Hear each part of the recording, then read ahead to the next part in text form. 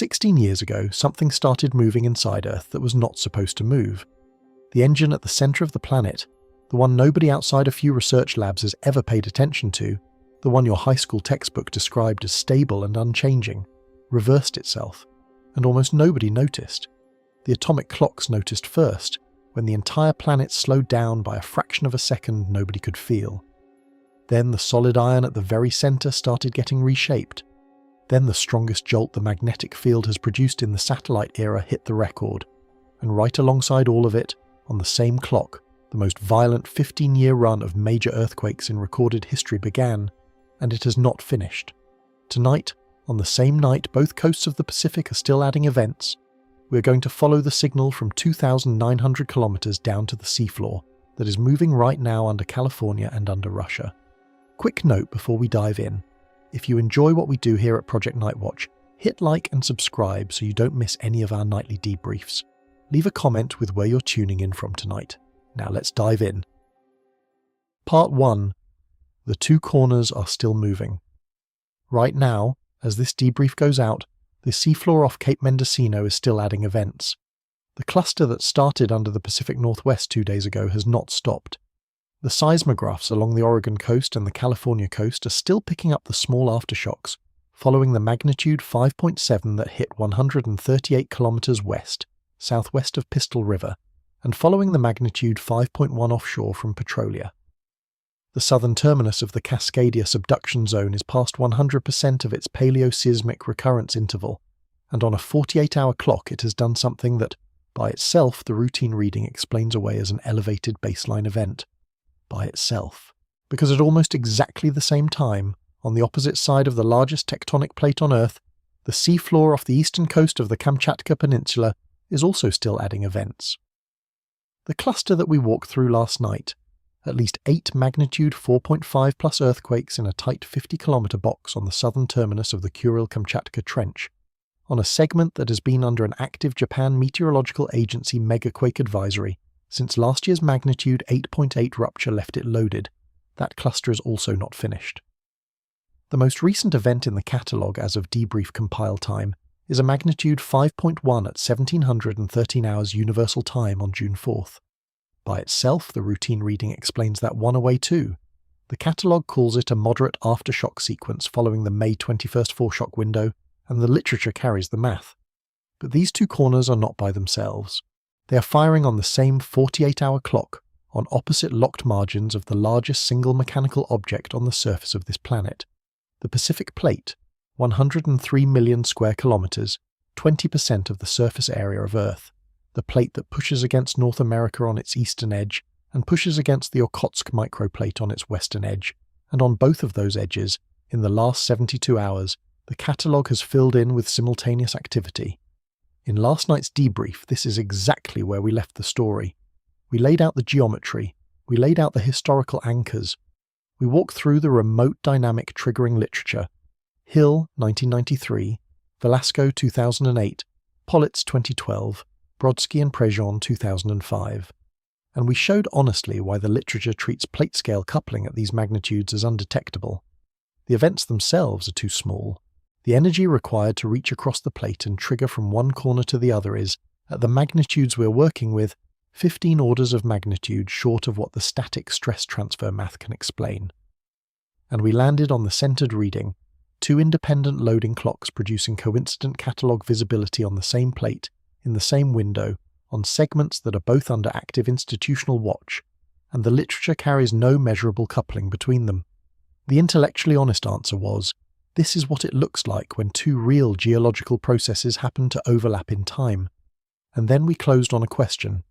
The question was this: what does it mean when both opposite locked margins of the largest plate on Earth fire on the same 48-hour clock? We offered 3 answers: routine coincidence, local stress transfer within each plate independently, plate scale transient, and we said the third one was the one the literature could not yet measure. Tonight, we are going to offer a 4th answer, one we could not give last night, one that the literature has only opened the door to in the last 12 months, one that the engine driving every plate on the surface of this planet has been quietly telling us about since the spring of 2010, and that nobody, until very recently, was putting together with the catalogue signal we have just spent 2 nights covering. The answer does not start in Mendocino. It does not start in Kamchatka. It does not start at any subduction trench, and it does not start at any volcanic arc. To find the answer to the question last night's debrief left on the table, you have to stop looking at the surface of the planet. You have to stop looking at the crust. You have to stop, in fact, looking at the upper mantle and the transition zone and the lower mantle. You have to keep going. You have to go all the way down, almost 2,900 kilometers down, to the place where the rocky mantle ends and the liquid metallic outer core begins, because that is where the story starts. And tonight, for the first time on this channel, we are going to follow that story up, from the outer core, through the boundary, through the mantle, through the lithosphere, all the way back to the surface, and back to those 2 corners that are still moving as you watch this. The engine at the centre of the planet has been doing something for the last 16 years. Something it was not supposed to be able to do, at the speed it has been doing it, in the place it has been doing it. And as we are now learning to detect, the coasts above it have not been ignoring the signal. We have just not, until very recently, known how to read it. So let us go down. Part 2. The reversal that should not have happened. In the spring of 2026, a research team led by Fredrik Dalmatson published a result that the geophysics community had been waiting on for almost 5 years. The result combined 2 streams of data that, taken separately, were each suggestive of something unusual happening in the outer core, but neither of which was, on its own, enough to confirm it. Taken together, they were. The first stream was the seismic catalogue. For decades, seismologists have used the travel times of certain seismic waves, the waves that pass through the outer core on their way from the source of an earthquake to a recording station on the opposite side of the planet, to invert backwards and figure out what the outer core is doing. The outer core is liquid iron and nickel at approximately 5,000 degrees Kelvin, at pressures from 135 gigapascals at the top to 330 gigapascals at the bottom. It moves, it convects, it carries currents that generate the geomagnetic field we all live inside, and those currents, those flows, leave a signature in the seismic waves that have to pass through them. The catalogue goes back to the early 1960s, and the inversion methods have gotten progressively sharper, and what they have told us consistently for those 6 decades is that the outer core's surface flow drifts predominantly westward, slowly, steadily, the same direction that decades of magnetic observatory data had also indicated. It was a kind of textbook fact about the planet. You learned it in graduate-level geophysics courses, you cited it in review papers, you assumed it in models. The second stream is newer. In 1999, the Danish space agency launched a small satellite called Ørsted, the first dedicated low-Earth orbit magnetic field mission. In 2000, the German agency launched CHAMP, and in 2013, the European Space Agency launched SWARM, a constellation of 3 satellites in coordinated orbits, designed to measure the geomagnetic field with higher spatial resolution and higher temporal precision than had ever been possible from space. SWARM has been operating continuously for 13 years. The combined Ørsted plus CHAMP plus SWARM record gives geophysicists a near-continuous high-precision satellite measurement of the magnetic field from the surface of Earth from 1997 through the present day, and that field, measured at the satellite altitude, can be inverted backwards through the mantle and the boundary to produce a map of what the outer core's surface flow is doing. For most of that 28-year record, the satellite inversion told the same story the seismic catalogue had been telling for decades. The outer core's surface flow drifts predominantly westward, steady, boring, textbook. Until, beginning sometime around the spring of 2010, in one particular region, the region beneath the Pacific Ocean, the flow stopped doing what it had been doing for the entire instrumental record and started doing something else. It reversed, not all of it, not even half of it. About 5% of the total surface flow of the outer core in a localized region beneath the Pacific Ocean turned around and started moving eastward, against the predominant drift, against the direction that everyone had assumed was structural, against the direction that the textbook said. 5%. You might hear that number and think it sounds small. In the context of the outer core, it is enormous. The outer core is 2,260 kilometers thick. It is a layer of fluid iron weighing roughly 1,800 quadrillion kilograms. Its surface flow is normally organized at the very largest spatial scales. single coherent patterns that span continental fractions of the surface of the boundary. To produce a localized counterflow at 5% of the total in one region, persistently, you have to actually change the dynamics. You have to alter the balance of forces, the buoyancy, the Coriolis force, the interaction between the flow and the magnetic field. Something has to physically reorganize, and whatever did the reorganizing did not stop in a week, or in a month, or in a year. The reversed pattern held. It persisted from 2010 through approximately 2020. 10 years, and then, around 2020, it began to weaken. That is the Dalmatson result. A real, well-documented, satellite-confirmed, seismically corroborated reversal in a sizable fraction of the outer core's surface flow, located beneath the Pacific Ocean, beginning around 2010, persisting for roughly a decade, weakening since approximately 2020. And the question the team explicitly flagged in their paper, the open question they laid on the table for the field to argue about, is whether what we are watching is a transient fluctuation that is now decaying back toward the long-term mean, or the leading edge of a permanent reorganization of the geodynamo that we have only just begun to record. That question is going to take at least another decade of continuous swarm-era satellite measurement to answer. The team is honest about that. The data are good enough now to tell us that the reversal happened. They are not yet good enough to tell us what it means in the long run. But here is the part that nobody outside the deep interior research community was talking about until the spring of this year. The 2010 outer core flow reversal is not the only thing that happened to the deep interior in the spring of 2010. The same year, the same engine, the same coupling, 3 independent measurements of one event, and the year is not 2026. The year, for the second of those measurements, is 2010, and it shows up, of all places, in the atomic clocks. Part 3. The day. The Earth slowed down. In the year 2010, Earth experienced a small but real disruption in the total length of the day. If you have been alive for 16 years and you did not notice it, that is because the disruption was on the order of a fraction of a millisecond, about half of 1/1000th of a second, a change so small that no biological process you know of, your heartbeat, your breathing, the rhythm of your sleep, the cycle of your appetite, could possibly detect it. The sun still came up at the same time. The day still ended at the same time. Your watch did not skip. Your phone did not glitch. Your calendar marked 2010 as exactly the same length as 29. But the atomic clocks noticed. The atomic clocks that define coordinated universal time, the international time standard that synchronizes the GPS network and the financial trading systems and the satellite navigation grids and the deep space communications relays. Those clocks are the most precise instruments humans have ever built. They measure time using the vibration of cesium atoms at a frequency of 9,192,631,770 oscillations per second. They are accurate to 1 second in 300 million years, and in 2010, the standards bureaus that run those clocks recorded that the planet they were spinning with had, in a way that was not predicted by any of the gradual long-term models, suddenly changed its rotation rate by a fraction of a millisecond. That is what we mean when we say the day got shorter, or longer depending on the year. The planet's rotation, which everyone learns in school is 24 hours and constant, is actually not constant at all. It varies on every timescale you can measure.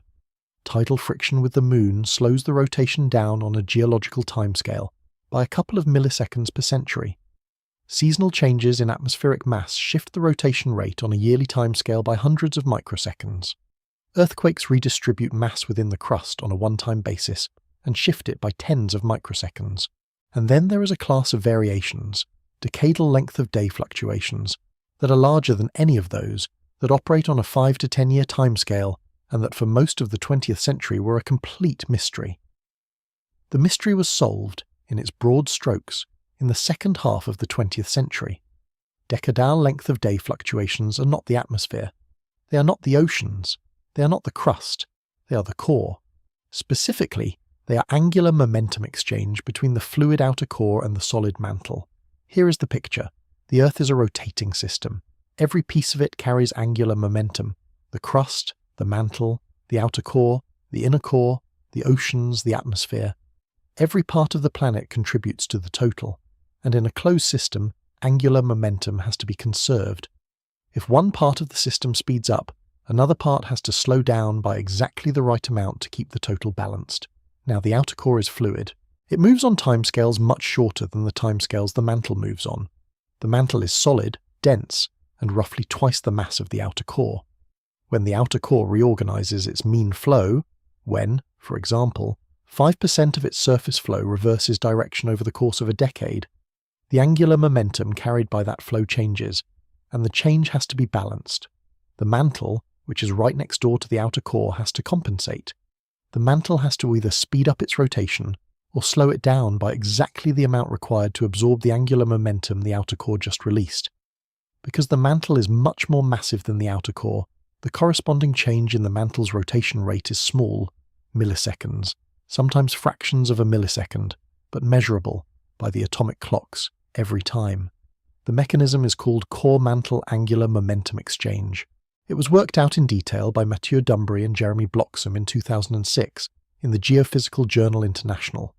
It was refined and extended by Richard Home and Olivier de Viron in 2013 in Nature. And by the time Dalmatson's 2026 paper landed, the theory was old and settled. Length of day signal equals outer core flow reorganization. The two go together. They are different measurements of the same event, which means that the fractional millisecond length of day jump that happened in 2010, the one that nobody outside the timekeeping community noticed at the time, the one that even most geophysicists at the time treated as another one of the unexplained decadal fluctuations the records had been showing for decades, was, in fact, exactly what core-mantle angular momentum coupling theory predicted should happen if the outer core's surface flow underwent a sudden localized reorganization, the same year, the same engine, the same coupling. Two independent measurements of one event. The Dalmatson result tells us what reorganized: 5% of the outer core's surface flow beneath the Pacific. The atomic clock record tells us when it reorganized, 2010, and confirms that the reorganization was large enough to slow the entire planet's rotation by a measurable amount. And the mechanism that links the two is not exotic. It is not new. It is not contested in the literature. It is core-mantle angular momentum exchange, working exactly the way the textbook said it should work, on a fluid core flow change that the textbook also said was nominally too small to detect at the surface. Except we did detect it. The atomic clocks detected it the day it happened, in real time, and recorded it for the historical record. And the mantle is more massive than the outer core, so the response is small, but the response is real, and it is measurable. And it is the signature of a coupling that the textbook said barely mattered. The coupling that, last night, when we closed the V72 debrief on a question, we did not yet have the framework to invoke. The coupling that, if it is strong enough to slow the planet's rotation, is also, and this is the question the rest of this video is going to walk through, strong enough to do something to the things on the surface of the planet that ride on the mantle's back, including the two corners of the Pacific plate that are still moving as you watch this.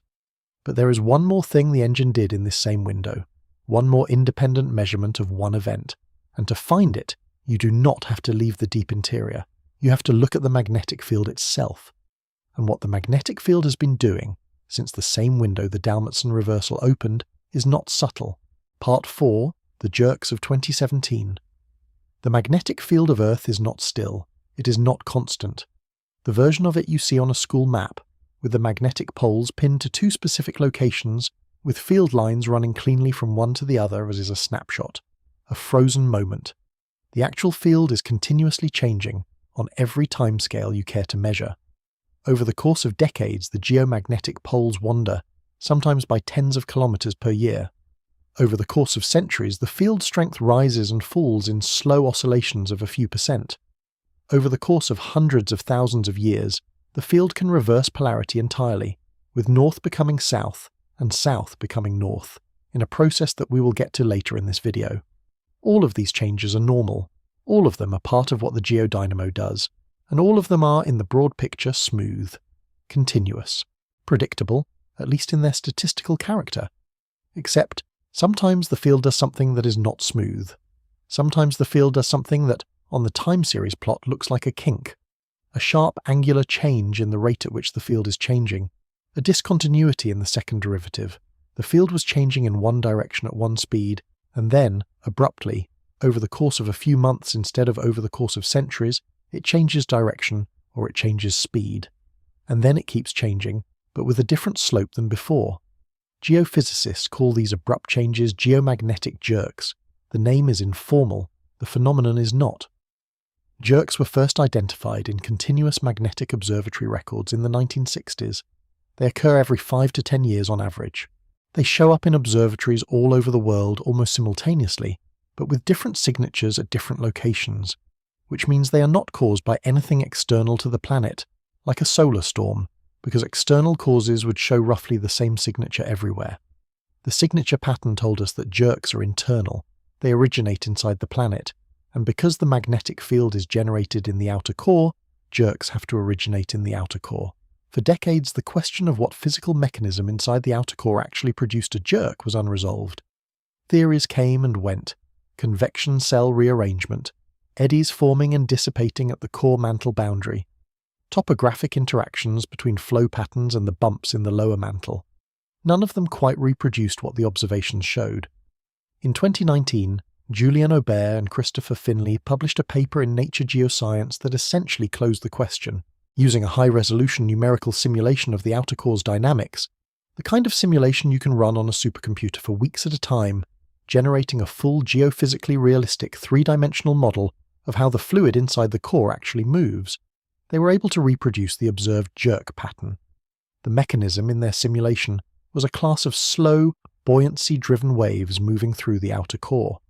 The waves are called magneto-Coriolis waves. They are a specific kind of disturbance that propagates through a rotating, electrically conducting fluid in a magnetic field.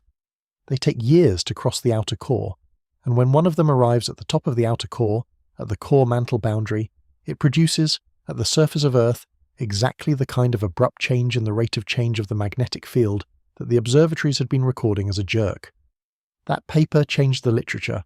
After 2019, jerks were no longer mysterious. They were the visible signature of waves travelling through the outer core's fluid.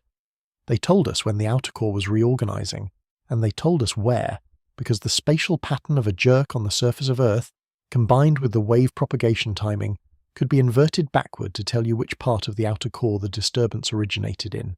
Now. The jerk that was recorded in 2017 across magnetic observatories worldwide and across the Swarm satellite constellation was the strongest jerk of the satellite era. The strongest jerk in the entire Ørsted plus Champ plus Swarm record. Not unprecedented if you go back to the 20th century observatory data, where you can find a handful of comparable events. But the strongest in the high-precision satellite era. The strongest in the record that allowed Aubert and Finley to identify the mechanism in the first place. And when you take the spatial pattern of the 2017 jerk and you invert it backward through the outer core using the magneto-Coriolis wave framework, you find that the wave originated in approximately the same region where the Dalmatson team identified the flow reversal, the same region, the Pacific, the window, the decade between approximately 2010 and approximately 2020. 3 independent measurements, the same engine, the same window, the same coupling. The flow reversal told us what reorganized. The atomic clocks told us when, and confirmed that the reorganization was large enough to slow the planet's rotation. The geomagnetic jerks told us where, and confirmed that waves of the right type and the right amplitude were propagating through the outer core during exactly the same window. The jerks themselves are not causal. They do not trigger earthquakes. They do not modulate climate. They do not affect anything at the surface in any direct sense. But they are diagnostic. They confirm that the 2010 to 2017 window was a coherent event inside the outer core.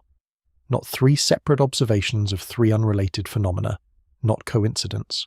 One reorganization, measured 3 different ways, by 3 different instruments, with 3 different physical mechanisms, and all 3 of them point at the same engine, in the same place, in the same decade, doing the same thing.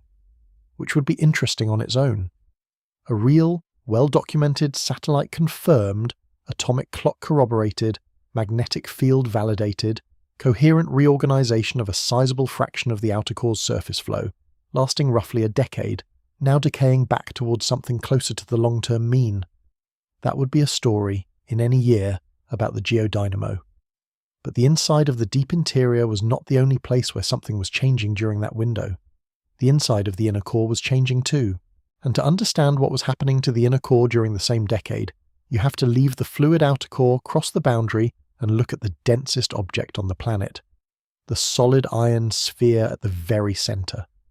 Because something has been doing things to that sphere that, for almost the entire 20th century, we were not even sure was physically possible. Part 5. The inner core is being reshaped. At the very center of the planet, inside the fluid outer core, there is a solid iron sphere about 1,200 kilometers in radius, about 70% of the radius of the Moon, about the size of the planet Mercury, scaled to fit inside our own.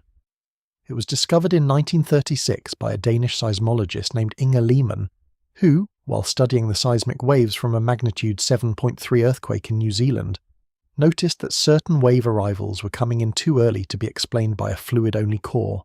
She proposed, in a paper that ran a total of 2.5 pages, that the very center of the Earth had to be solid.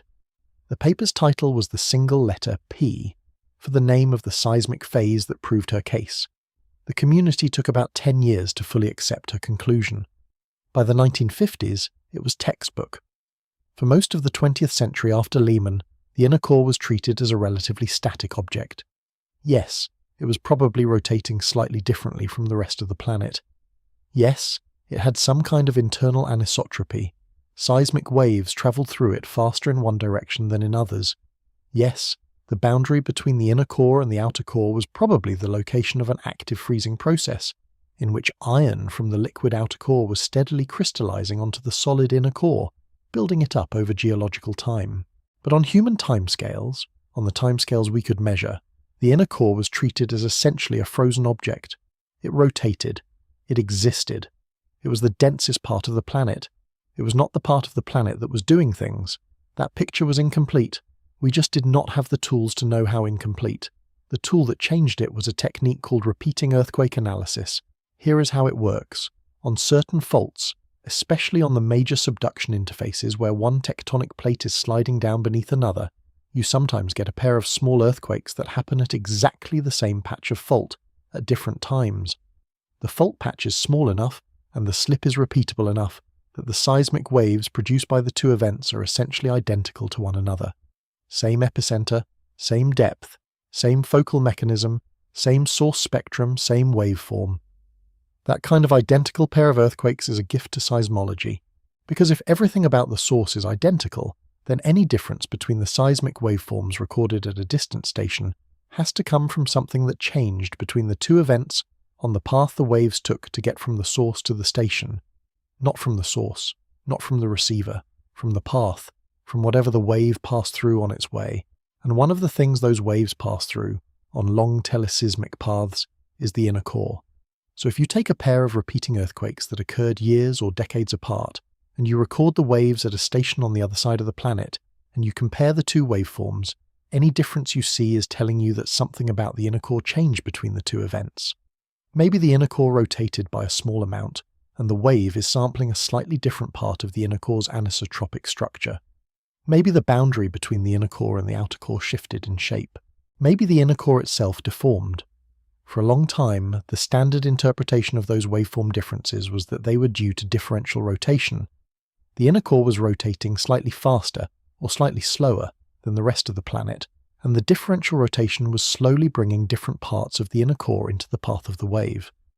That was the textbook reading of the waveform differences. In the last few years, that interpretation has come under serious revision. A study analysed 168 pairs of repeating earthquakes, pairs that, by the careful selection criteria of the study, would have had the inner core in the same rotational position at the time of each event in the pair. The selection criteria did the work of ruling out differential rotation as the cause. If the inner core was at the same rotational orientation for both events in a pair, then the wave was sampling the same path through the same part of the inner core, and any waveform difference could not be due to rotation. It had to be due to something else, and the waveforms were different. Across the 168 pairs, the differences were consistent. They were not random. They formed a coherent pattern, and the pattern, when modelled forward through different physical scenarios, did not fit a rotation explanation. It fit a shape explanation. The shape of the inner core was changing, not by very much. The inferred changes were on the order of meters at the inner core's surface, small uplifts and small depressions at the boundary between the solid inner core and the fluid outer core. Visualize the inner core as a beach ball, 1,200 kilometers in radius, and now imagine pressing your hand gently against one side of it. The ball deforms slightly. The shape changes, and the change in shape is enough to alter the path that a seismic wave takes through it. That is what the 168-pair study found. The surface of the inner core is being reshaped by something, on timescales of years to decades, not over geological time, not slowly, now. And the only thing in physical contact with the surface of the inner core is the fluid outer core. The fluid outer core, whose surface flow we have just spent 2 parts of this video documenting, underwent a significant reorganization between approximately 2010 and approximately 2020. The same fluid outer core whose reorganization was large enough to slow the entire planet's rotation by a measurable fraction of a millisecond. The same fluid outer core whose internal dynamics produced the strongest geomagnetic jerk of the satellite era in 2017. That fluid is in physical contact with the solid inner core at every point of the inner core boundary. It is pushing on the inner core. It is exerting pressure. The pressure varies in time as the flow patterns vary in time, and when the flow patterns reorganize in the way the Dalmatson team has documented, the pressure field they exert on the inner core also reorganizes. The inner core, if it is structurally soft enough to deform at all, will respond. The 168-pair study tells us that the inner core is, in fact, structurally soft enough to deform. The waveform record proves it. The same engine that reorganized in the outer core, the same engine that slowed the planet's rotation, the same engine that produced the 2017 jerk, also physically reshaped the solid object at the very center of the Earth. The coupling we documented in parts 2 and 3 of this video is not abstract. It is not a theoretical possibility. It is strong enough to deform the densest object on the planet, meter by meter, over a decade. And if it is strong enough to deform the inner core, it is propagating signal in every direction it can propagate signal. The outer core to the inner core is one direction. The outer core to the mantle is another. And the same coupling that pushed downward on the inner core on the same clock was also pushing upward, into the mantle, into the lithosphere, into the surface where you are sitting tonight. That is the central thread of this video. The reorganization in the outer core did not stop at the outer core boundary. It propagated down to the inner core where it left a measurable mark, up to the mantle where we will get to in a few parts, out to the surface where, by the time the signal arrived, it had been filtered and muted and dispersed by 2,800 kilometers of solid rock. But it had not been erased. The textbook said the engine at the center of the planet was a stable, predictable, slow-moving machine. The textbook was wrong. The engine is dynamic, and it is reorganizing, and the parts of the planet it is connected to are not pretending the reorganization is not happening. They are responding. But the question this raises is not just whether the inner core moves. The question is what the inner core actually is in the first place. Because if you can reshape the solid sphere at the center of the Earth by a measurable amount on the timescale of a decade, that solid sphere is not behaving the way the textbook said a solid iron object at 330 gigapascals of pressure should behave. It is softer than the textbook said, more malleable, more deformable, and the reason it is more deformable, the reason it can be reshaped at all is buried in a problem that the 20th century never quite solved. The problem of why the inner core is solid at all. Part 6. The freezing problem. If you take pure iron and you put it under the pressure that exists at the boundary between the outer core and the inner core, about 330 gigapascals, and you ask the question, at what temperature does that iron transition from being a liquid into being a solid? The answer is that it depends on a number of factors, but the broad answer that physicists agreed on for most of the 20th century was that pure iron at 330 gigapascals has a melting point that is high, very high, much higher than seismologists believed the actual temperature at the inner core boundary to be. The mismatch was on the order of 1,000 degrees Kelvin. Pure iron, at the pressure of the inner core boundary, should not freeze until the temperature has dropped about 1,000 degrees Kelvin below, where the seismic, thermal and magnetic measurements indicated the actual temperature was. By the textbook of iron at high pressure, the inner core should still be liquid. And yet, since Inge Lehmann's 1936 paper, every seismic observation of the planet's interior has confirmed that the inner core is, in fact, solid. The phases of seismic waves that pass through it behave exactly the way waves passing through a solid behave. The shear waves that should not propagate through a liquid do propagate through the inner core. The wave speeds and the wave conversions and the wave reflections are all consistent with a solid object of approximately the density and composition of iron, sitting at the centre of the planet, exactly where Layman said it was. This contradiction, pure iron should not freeze at these conditions but the inner core is solid, has been called the inner core freezing problem. For most of the 20th century it was an open question. Pure iron was clearly the dominant component. Nickel was clearly the second most abundant, but pure iron with some nickel mixed in did not, in the laboratory experiments of the time, freeze at the temperatures required either. Something was missing from the model. Something had to be lowering the freezing point of the alloy. Something else had to be present in the inner core. The problem for most of the 20th century was that we did not have a way to experimentally test what that something else might be at the conditions of the inner core. The pressures involved were too high for any normal apparatus. The temperatures involved required precise control of heating in samples that, at those pressures, are smaller than a grain of sand. In the last few decades, that changed. The instrument that changed it is called a diamond anvil cell, and it is one of the great underappreciated experimental tools of modern science. Here is how a diamond anvil cell works. You take two diamonds, real diamonds, cut precisely so that their tips face each other, and so that the tips are flat at the scale of micrometers. The tips of the diamonds are the anvils. Between them, you place a tiny sample of the material you want to study, at the scale of tens of micrometers, the width of a few human hairs across, sometimes even smaller. You also place a tiny sealed gasket around the sample, to contain it and to act as a pressure medium, and then you compress the two diamonds against each other with a screw or a hydraulic press. Diamond is the hardest naturally occurring material on the planet. It can withstand pressures of hundreds of gigapascals before failing. So when you press the two diamond tips together with the sample between them, the pressure on the sample rises rapidly. Modern diamond anvil cells can routinely achieve pressures of 350 gigapascals, higher than the pressure at the boundary between the outer core and the inner core. Some specialized cells can reach pressures of more than 500 gigapascals, deep into the regime of the inner core itself. And then, while the sample is held at that pressure, you fire an infrared laser through the diamonds onto the sample. The laser heats the sample. You can ramp the heating up to thousands of degrees Kelvin. While the sample is hot, and while it is under inner core pressure, you can shine X-rays through the diamonds and use a synchrotron source to measure the structure of the sample in real time. You can watch a phase transition happen. You can measure the melting curve. You can pinpoint to within tens of degrees the temperature at which a particular composition of iron alloy goes from solid to liquid or back again. Over the last 15 years, and with particular intensity over the last 5 years, an international community of experimentalists has used the diamond anvil cell to test compositions of iron with measured fractions of silicon, sulfur, oxygen, and carbon mixed in. They have measured the freezing curves of those alloys at inner core pressures, and they have compared the results against the seismic and density data from the actual inner core. The result that fits cleanest, the composition that resolves the freezing problem most economically, involves carbon.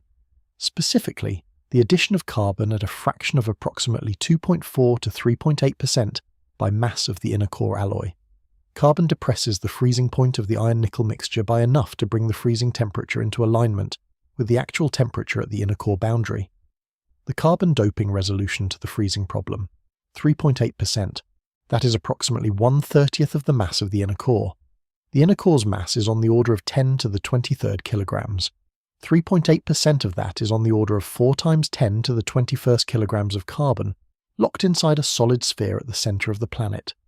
That is approximately 5,000 times the total mass of all the carbon in all of the surface biosphere, the oceans, and the atmosphere combined. It is a vast reservoir, and it is the reason the inner core can exist as a solid object at all. But the carbon is not uniformly distributed. The same experimental program, combined with the seismic anisotropy data, has shown that the inner core is structurally stratified.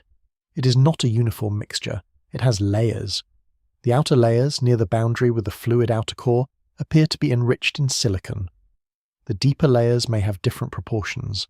The transition from the inner core to the outer core is no longer treated as a single sharp boundary in the modern picture, but as a compositionally graded region, with distinct seismic signatures across the gradient. In the older textbook, the inner core was an iron-nickel ball.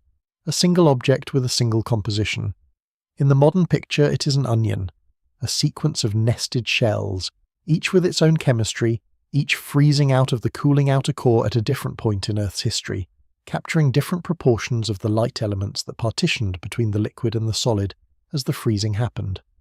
The light elements that partition into the solid produce one signature. The light elements that partition into the liquid stay behind and continue to flow, and the result, after roughly 1 billion years of inner core growth, is a stratified solid sphere that records the chemical history of the deep Earth in a sequence of compositional layers. That is the modern picture, and it is much more dynamic and much more chemically complex than the textbook of 50 years ago. It is also the picture that explains why the inner core is soft enough to be reshaped by the outer core flow we documented in Part 5. A pure iron sphere at inner core conditions would be extremely stiff. It would resist deformation. The waveform record from the 168-pair study would not show the inner core reshaping by meters on a decadal timescale, because a stiff iron sphere simply would not respond that much to the pressure variations the outer core can exert on it. But the inner core is not pure iron. It is iron with 2.5 to 4% carbon, plus silicon, plus traces of other lighter elements in a stratified structure. The carbon and the silicon do not just lower the freezing point, they also lower the bulk modulus, they make the material softer, they make it more deformable, and they make it responsive on the timescales the seismic observations are now picking up. The freezing point resolution and the deformability finding are the same story. The chemistry that allows the inner core to exist at all is the chemistry that makes it possible for the outer core to reshape it. Earth's core, the textbook said for most of the 20th century, is mechanically and chemically simple.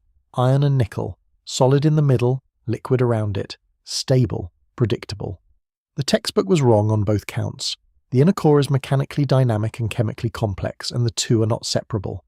The same picture explains both, and the picture that explains both is the picture in which the engine at the center of the planet is more responsive, more deformable, and more capable of coupling to its surroundings than any model from 50 years ago would have predicted. Which raises one final question about the inner picture before we leave the deep interior and start heading back to the surface. If the core is dynamic and chemically complex and responsive to the outer fluid around it, if it is doing things on observable timescales, is the boundary between the core and the mantle actually sealed? Because the textbook said it was. The textbook said the core was a closed system, the mantle was a closed system, and the two never exchanged material except on the very largest geological timescales, and even then, only in negligible amounts. That part of the textbook is also now under revision, and the place that the revision started was, of all places, in a chemical analysis of volcanic rocks from Hawaii. Part 7. The leak. The Hawaiian Islands are the surface expression of one of the longest-lived and most thoroughly studied geological features on the planet. They are a hotspot chain, a line of volcanoes stretching for thousands of kilometers across the floor of the Pacific Ocean, produced by a column of unusually hot mantle rock that has been rising from somewhere deep inside the planet and burning through the overriding Pacific plate for tens of millions of years. The plate moves over the rising column, the column erupts at the surface, a new volcano forms, the plate carries the volcano away, the column erupts again, building a new volcano next to the old one. Over geological time, the volcanoes form a chain. The chain points in the direction the plate has been moving, and the youngest member of the chain, the volcano sitting directly above the rising column right now, is the Big Island of Hawaii. The rising column itself is called a mantle plume. Mantle plumes are not a recent discovery. The concept was proposed in the early 1970s by the geophysicist W. Jason Morgan, who recognized that hotspot chains like Hawaii could not be explained by ordinary plate tectonics and required some kind of buoyancy-driven thermal upwelling from deeper in the planet. The detailed structure of plumes, and especially the question of how deep they originate, has been actively debated for decades. Some plumes appear to originate in the upper mantle. Others, including the Hawaiian plume, appear to extend much deeper. The most aggressive interpretation puts the source of the Hawaiian plume at the boundary between the mantle and the outer core, almost 2,900 kilometers below the surface of the Pacific Ocean.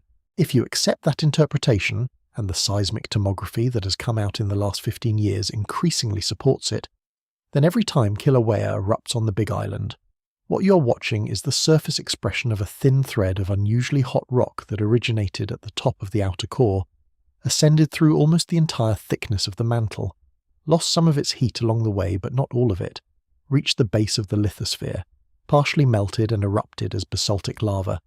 The journey takes tens of millions of years.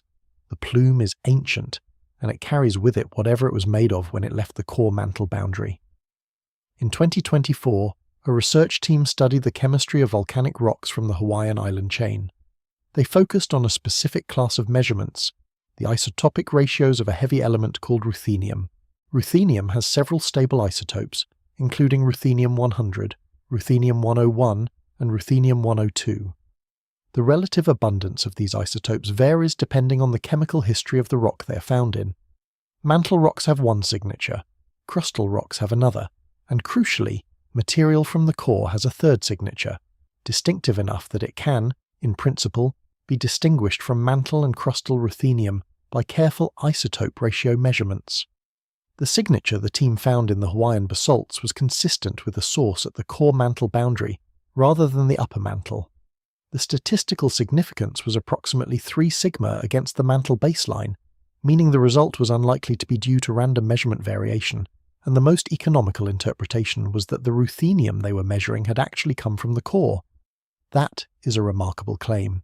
It says that core material, or at least trace amounts of it, has been reaching the surface of the planet through the Hawaiian plume, travelling almost 2,900 kilometers vertically from the deepest interface in the planet to the volcanic vent.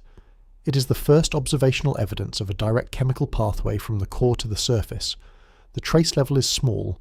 We're not talking about bulk core material erupting at the Big Island. We're talking about parts per trillion, possibly parts per quadrillion, of core-derived ruthenium incorporated into mantle plume basalts and erupted onto the Earth's surface over geological time. But the pathway exists. The seal that the textbook implied, the perfect chemical isolation of the core from the mantle, is not perfect. The implication of this finding extends well beyond Hawaii. If the core is leaking ruthenium, it is plausibly leaking other elements as well. Platinum, iridium, other elements in the so-called platinum group, which are siderophile. They prefer to bond with iron, which means most of Earth's inventory of these elements was probably scavenged into the core during the planet's initial differentiation, 4.5 billion years ago.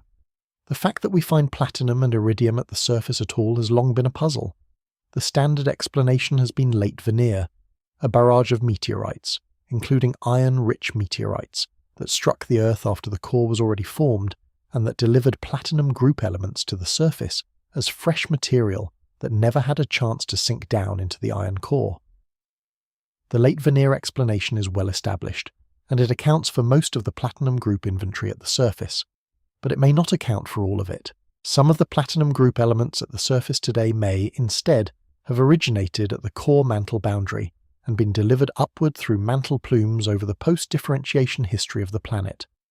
The two mechanisms are not mutually exclusive. The Hawaiian ruthenium signature is the first piece of direct evidence that at least some of the inventory travelled the second route. That is the geochemical implication of the Hawaiian ruthenium study. But there is a second implication, and it is the one that matters for the central thread of this video. The implication is this: if the core mantle boundary is permeable to trace amounts of chemical material, if even a tiny fraction of the core's chemistry is reaching the surface through the slow ascent of mantle plumes, then the boundary is not the impermeable mechanical and chemical wall the textbook implied it was. It is leaky. It passes signal. And once you know that a boundary passes signal in one form, you have to ask whether it passes signal in other forms as well. Specifically, you have to ask whether it passes the coupling we have been documenting for the last several parts of this video. The angular momentum coupling that produced the 2010 length of day signal, the mechanical coupling that reshaped the inner core by meters over a decade, the dynamical coupling that produced the 2017 geomagnetic jerk. All three of those couplings operate by their physics across the core mantle boundary. The angular momentum coupling acts through electromagnetic torques between the conducting outer core and the conducting lowermost mantle, and through topographic coupling between the irregular surface of the outer core and the irregular base of the mantle above it. The mechanical coupling acts through pressure exchange at the boundary. The dynamical coupling acts through the waves that propagate along the boundary and that influence the magnetic field at the surface. For the entire 20th century, the textbook treated the core mantle boundary as the place where the dynamic upper world of the mantle met the dynamic lower world of the core, and where, despite all the dynamism on either side, the boundary itself was largely sealed against the exchange of anything important. The two worlds did their own thing. They did not really talk to each other. The 2024 Hawaiian ruthenium study is the first piece of observational evidence that the boundary is, in fact, passing signal. Trace chemical signal in this case. But the prior probability that the boundary also passes mechanical angular momentum and electromagnetic signal, the kind of signal we have been documenting in parts 2 through 5 of this video, just went up. A sealed core would not produce the kind of upward propagating signal that could affect what happens on the surface in any meaningful way. A leaky core is a different proposition. A leaky core is, in principle, a coupled core, and once you accept that the coupling exists, at whatever level, the question shifts from whether there is any communication between the engine and the surface to how much communication, on what timescales, and with what consequences for the things that ride on the surface. The Hawaiian ruthenium signature is small. It is at the limit of what current mass spectrometers can detect. It does not, by itself, change the bulk composition of the surface. It does not, by itself, prove that the core is doing anything to the plates, but it changes the prior. It moves the inner core, the outer core, the boundary, and the mantle from being 4 separate sealed systems into being one connected, leaky, communicating system.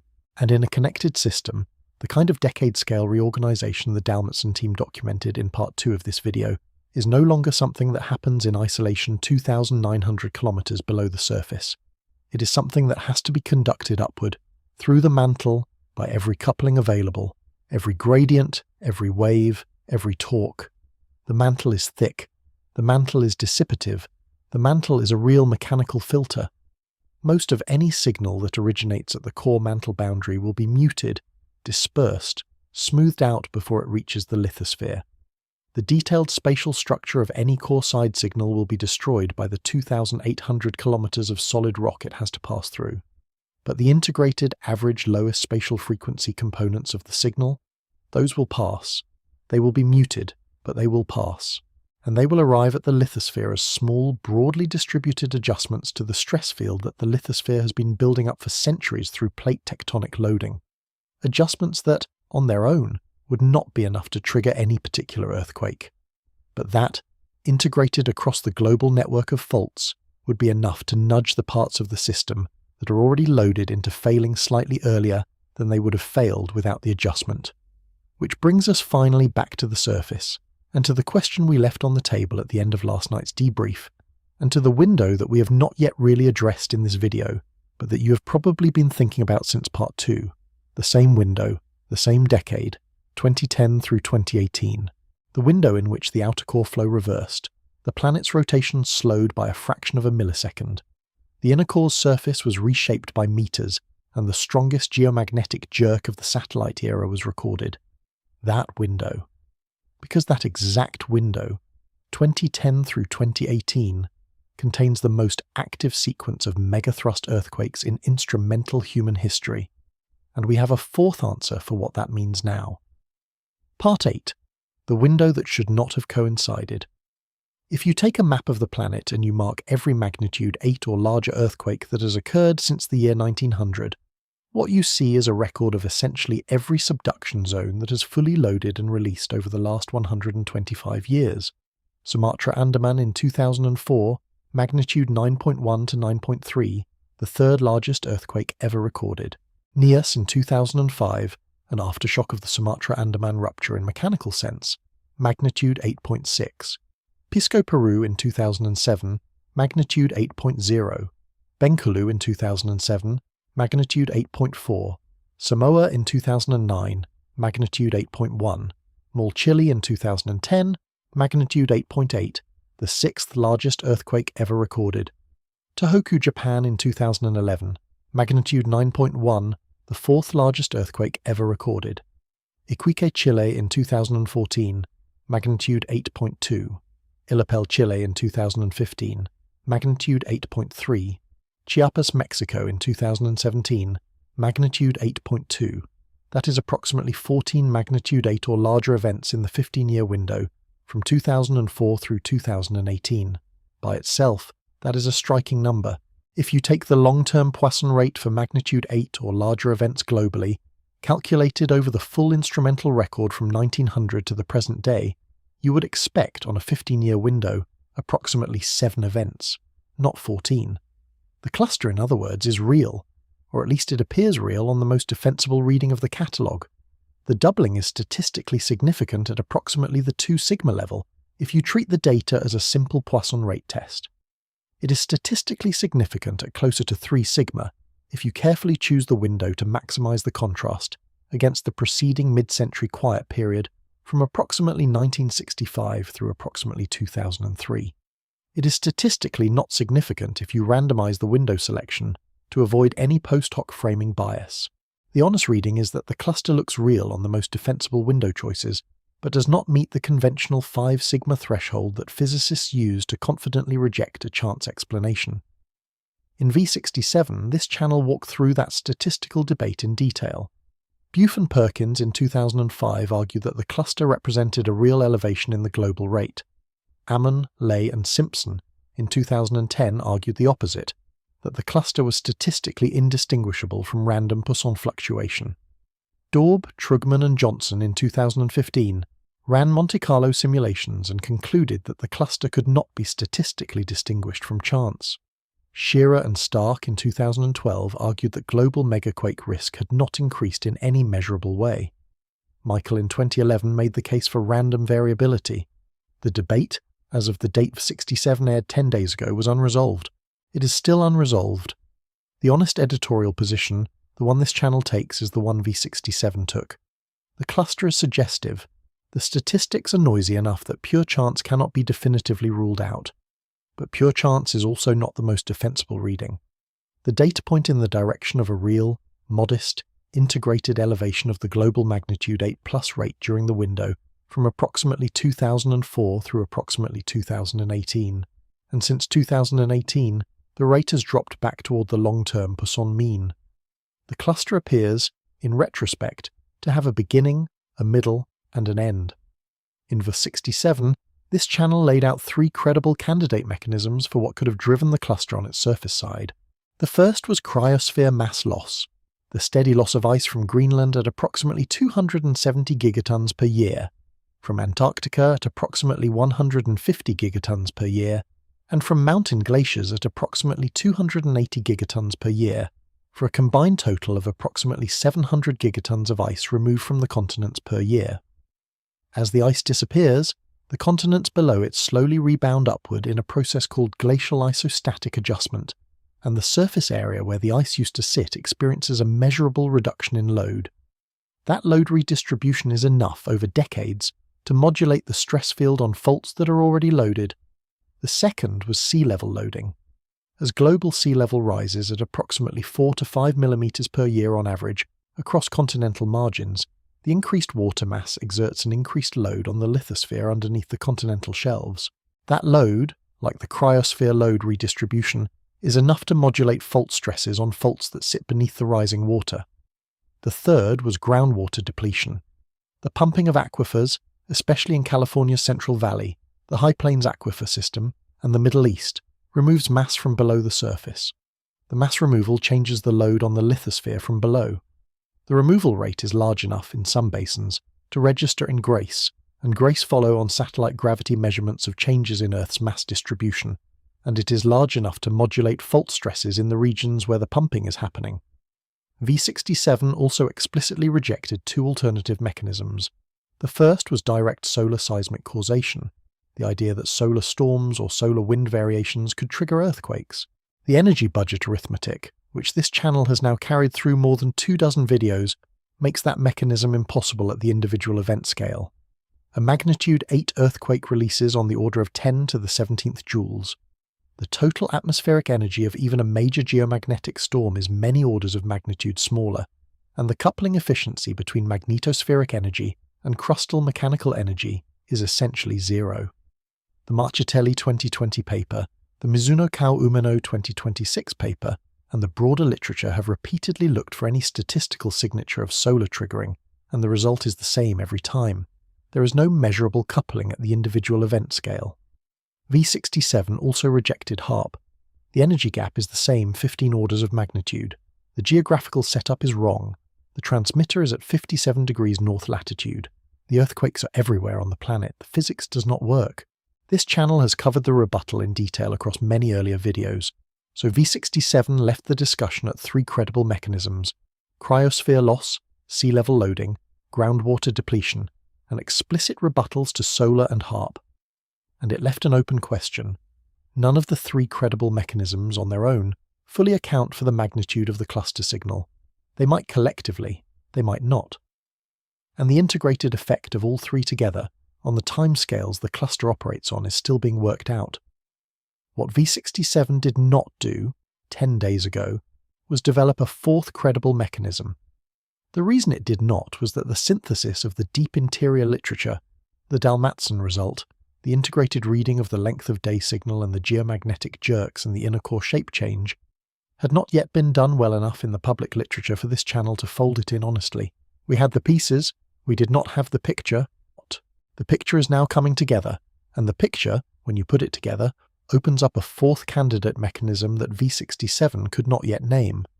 The 4th candidate is core mantle angular momentum coupling, operating at decadal timescale, modulating the global rate of large earthquakes through a chain that runs from the outer core flow reorganization, through the mantle's rotational response, through the lithospheric torque that the rotational response applies, to the small but real bias in the stress budget on every loaded fault on the planet. The temporal window of the candidate mechanism, 2010 through 2018, overlaps almost exactly with the temporal window of the earthquake cluster.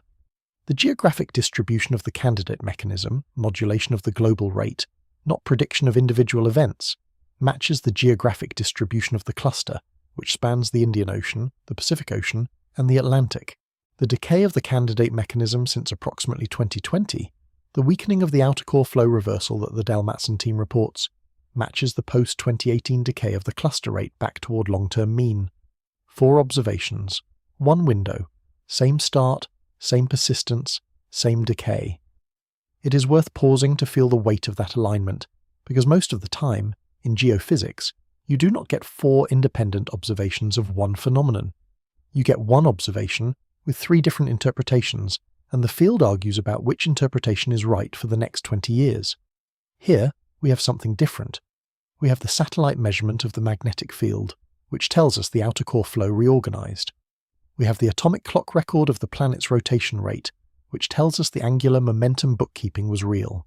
We have the high-resolution geodynamo simulation of the geomagnetic jerks, which tells us waves of the right type and amplitude were propagating through the outer core during exactly the same window. We have the repeating earthquake waveform analysis, which tells us the solid object at the center of the planet was being physically reshaped by something during the same window. And on the surface above all of those measurements, we have a seismic catalogue containing the densest sequence of magnitude 8+ events in the entire instrumental record. 5 independent measurements, 1 window, same start, same persistence, same decay. That is not the kind of alignment that the routine reading explains easily. The routine reading, the cluster is Poisson, the deep interior signals are independent decadal processes that happen to overlap. The geographic specificity is brain pattern matching, is still on the table. It is still consistent with the data, but it is no longer the only reading the data permits, and it is no longer the most economical reading. The most economical reading, the one with the fewest independent assumptions, is that the same engine is doing all 5 things at once. And if the same engine is doing all 5 things at once, then the question shifts. The question is no longer whether the engine and the surface are coupled. The question is how much, on what timescales, and through what physical chain. That is what we are going to develop in the next part of this video, because it is no longer enough to say that the cluster looks like a coincidence. The 5 observations point at the same engine, in the same place, operating on the same clock. And the literature has, in the last 12 months, given us the framework to talk about what that engine is doing to the surface. Honestly, without overclaiming, without invoking exotic physics, without dismissing the question. The 4th mechanism is the one V67 could not yet name. Tonight we are going to name it. Part 9. The 4th mechanism. The mechanism, in plain language, works like this. The outer core reorganizes its mean flow. We covered the reorganization in part 2 of this video. A region of the outer core's surface flow beneath the Pacific Ocean reverses direction from westward to eastward around the spring of 2010, approximately 5% of the total surface flow. The reversal persists for roughly a decade. Then, around 2020, it begins to weaken. As of the most recent data, the reversed region is still present, but is decaying back toward the long-term mean. The reorganization changes the angular momentum carried by the fluid outer core. Angular momentum is conserved in any closed mechanical system. The outer core is part of a closed system that includes the inner core, the mantle, the crust, the oceans, the atmosphere, and the ice sheets. Within that closed system, if the outer core's angular momentum changes, some other part of the system has to compensate. The compensation has to be exactly equal and opposite to the outer core's change, and it has to happen on the same timescale. The part of the system that is mechanically closest to the outer core is the mantle. The mantle is much more massive than the outer core, roughly twice the mass. So when the outer core's angular momentum changes, the mantle compensates by changing its own rotation rate by exactly the amount required to balance the books. Because the mantle is more massive, the compensation produces a small change in mantle rotation rate. But a small change is still a real change. And the small change in mantle rotation rate is exactly what the atomic clocks recorded as the 2010 length of day anomaly. We covered this in part 3. So far, none of this is news. The mechanism of angular momentum exchange between the outer core and the mantle has been understood since the second half of the 20th century. The length of day signal has been recognized as the surface signature of outer core flow reorganization for decades. What is new, what changed in the literature in the last few years, and what VA67 could not yet draw on, is the next step in the chain. The next step is this. When the mantle's rotation rate changes, even by a fraction of a millisecond, it applies a torque to everything that rides on the mantle. The lithosphere rides on the mantle. The tectonic plates ride on the lithosphere. The crust, the continents, the oceans all ride on top. And when the mantle's rotation rate changes, all of them feel a small, uniform, planet-wide torque, in the same direction, at the same time. The torque does not exert a force on any specific fault patch. It exerts a force on the lithosphere as a whole. It changes the stress field on a planetary scale by a small amount, uniformly distributed. Faults that are already near failure feel the small additional stress added to whatever stress they were already carrying from plate tectonic loading. If the torque pushes them in the direction they were already loaded, they fail slightly earlier than they would have. If the torque pushes them in the opposite direction, they fail slightly later. The net effect integrated across the global fault network is a small modulation of the global rate of large earthquakes. The mechanism does not predict any specific earthquake. It does not predict which fault will fail. It does not predict when, at the level of a particular event. It modulates the global rate on the timescale of 5 to 10 years by an amount that is small but, in principle, detectable in long-term catalogue statistics. The key citation for this framework is Roger Bilham and Rebecca Bendick, who in 2017 published a paper in Geophysical Research Letters arguing that there was, in fact, a statistically significant correlation between Earth's rotation slowdown, which is itself driven by core mantle angular momentum exchange, and the global rate of magnitude 7 or larger earthquakes on a 5-year lag. The correlation was not deterministic. It did not predict individual events. It modulated the rate. And the modulation was consistent with the physical mechanism that the chain of angular momentum exchange implies. The Bendick and Bilham result was controversial when it was published, and it remains controversial. Some statistical critiques have argued that the correlation is weaker than the paper claimed. Others have argued that the underlying mechanism, while physically plausible, has not been independently confirmed. The literature is open, the question is not settled. But the question is on the table in a way it was not on the table when V67 aired. The fourth mechanism, in 2026, is admissible. It joins cryosphere mass loss, sea level loading, and groundwater depletion as a credible candidate for what modulates the global rate of large earthquakes on decadal timescales. It is the only one of the four that operates from the bottom of the system upward, rather than from the top down.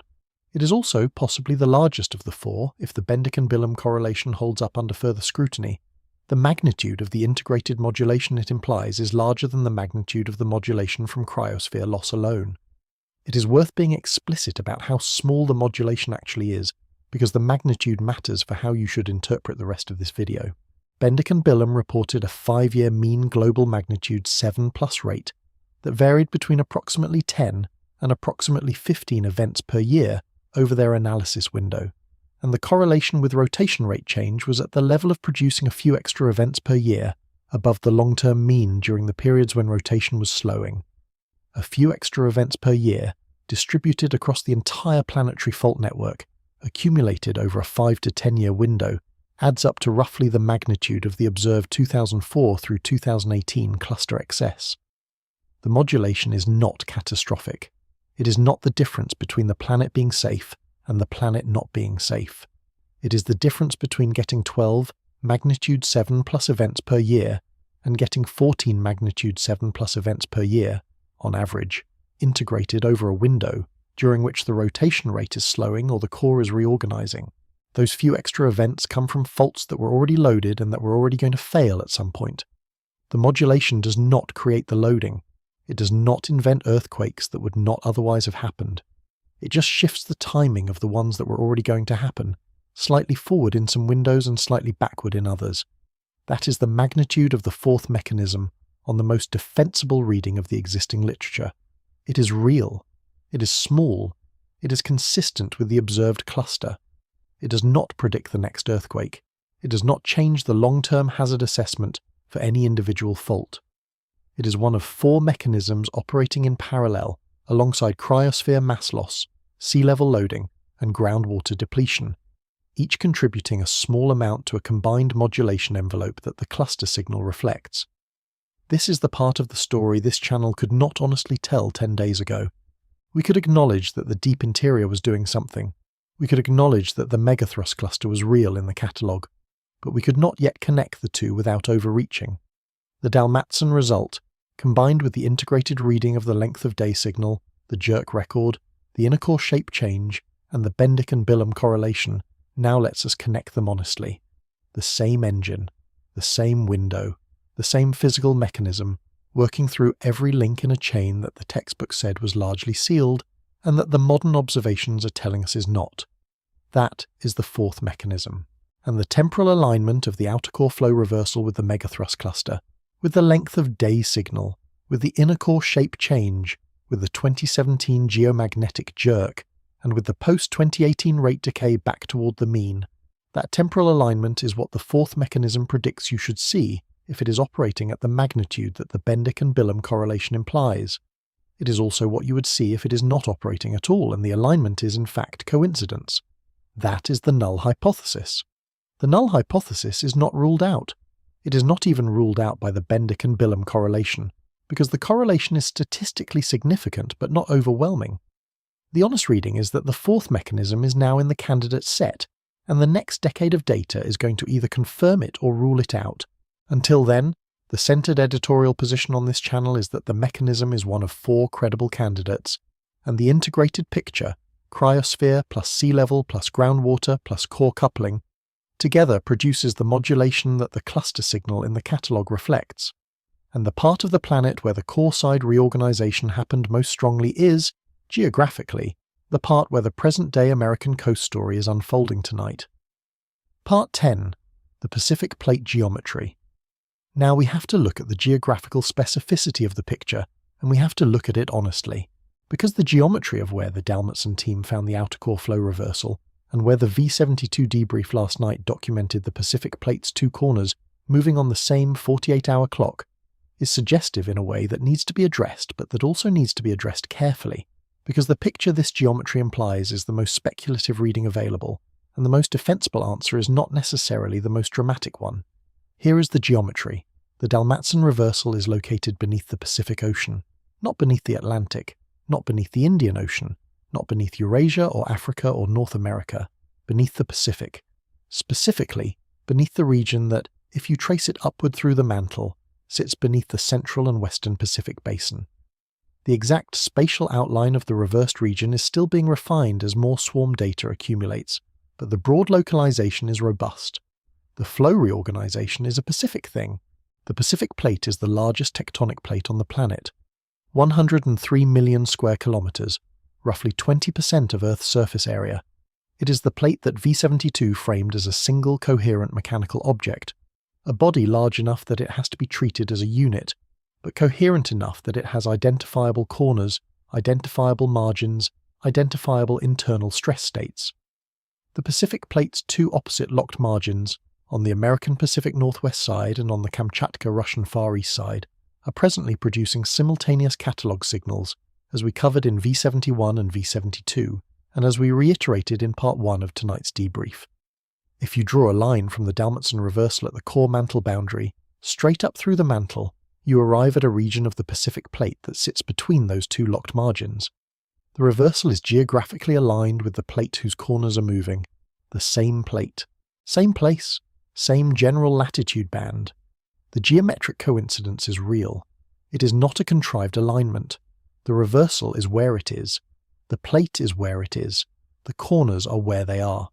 But before we leap to the conclusion that the geometry is causal, before we say, in plain language, that the Pacific outer core reversal is producing the Pacific Plate's two-corner signal, we have to be honest about what the mantle does to any signal that originates at the core mantle boundary.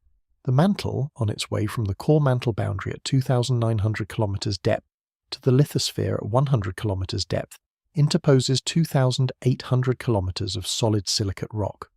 The rock is dense, the rock is dissipative, the rock conducts heat and stress in ways that smooth out, smear and mute any signal originating at the core mantle boundary. By the time the signal arrives at the base of the lithosphere, the smoothing is not total. We covered that in Part 7. The boundary is leaky, the signal passes, but the spatial fidelity of the signal, the resolution with which a specific feature at the core mantle boundary can be transmitted through the mantle and produce a specific feature at the surface, is extremely low. The mantle filter destroys the fine spatial structure of any core side signal. What arrives at the surface is the lowest spatial frequency component, the integrated, average, broadly distributed component. The details are lost in transit. That means that a reversed flow region under the Pacific cannot, by ordinary core mantle coupling, produce a precisely localized stress signal at the Pacific Plate's margins. The stress signal at the surface from any core side process is essentially uniform across continental scales. The torque from the mantle's rotational response is planetary in extent. It applies to every fault on the planet, not specifically to the Mendocino Triple Junction and to the Kuril-Kamchatka Trench. So the geometric coincidence, the alignment of the reversed flow with the Pacific Plate that is currently producing the V71 and V72 clusters, is, on the most physically defensible reading, coincidence, not causation. The geometry looks suggestive because the brain is good at pattern matching. The geometry is, on the actual physics, not actually evidence of localized coupling. But, and this is where the honest editorial posture has to be careful, dismissing the coincidence without examination is also not the right intellectual move. The coincidence is real, the geometry is real, and the mantle filter, while it is a real filter, is not a perfect filter. Most of the signal it dissipates, some of the signal it does not dissipate. The lowest spatial frequency component arrives at the surface largely intact, and if the lowest spatial frequency component happens to be slightly anisotropic, slightly stronger on one side of the planet than the other, then it would, in principle, produce a slight asymmetry in the stress modulation at the surface. The asymmetry would not be strong enough to predict specific events. It would not be strong enough to predict specific faults. But it would, in principle, produce a slight preference for activity on faults that sit geographically above the part of the planet where the core side reorganization was strongest. Whether that asymmetry is real, whether the integrated mantle filtered signal from the Pacific outer core reversal is actually producing a slight preference for activity on Pacific Plate margins versus Atlantic margins, for example, is not yet a settled question. The Bendick and Bilham correlation was global in scope. It did not distinguish between Pacific Basin earthquakes and Atlantic Basin earthquakes. It just looked at the global rate. So the geographical specificity question is genuinely open. The intellectually honest answer is to lay out the three interpretations of the geometric coincidence and to say, plainly, where this channel stands. The first interpretation is the routine one. The reversal is where it is. The cluster is where it is. The two are independent. The geographic alignment is the kind of alignment that decadal scale geophysical processes inevitably produce when you have multiple processes operating in regions that happen to overlap geographically. The null hypothesis, the cleanest reading on the available evidence. The second interpretation is the integrated coupling reading. The reversal in the outer core produces, through the chain of angular momentum exchange we covered in Part 9, a planet-wide modulation of the global earthquake rate. The modulation is global, not Pacific. The fact that the cluster signal during the 2010 through 2018 window happens to include several Pacific Basin events is consistent with the modulation envelope being elevated globally. But the coupling itself is not geographically specific. The two corners of the Pacific plate firing on the same clock is not, on this reading, a Pacific-specific phenomenon. It is the Pacific plate being two of many places where loaded segments are present, in a window when the global rate is mildly elevated by the integrated coupling. This is the defensible middle reading. The third interpretation is the speculative one. The reversal in the outer core is localized beneath the Pacific. The mantle filter is imperfect, and the imperfection allows a slight asymmetry in the surface stress modulation to pass through. The asymmetry preferentially affects faults on the Pacific plate's margins. The simultaneous catalog signal on the Mendocino and the Kamchatka segments is, on this reading, a partially Pacific-specific phenomenon driven by the Pacific localized reorganization in the core. This is the most speculative reading. It is undersupported by the mechanism literature.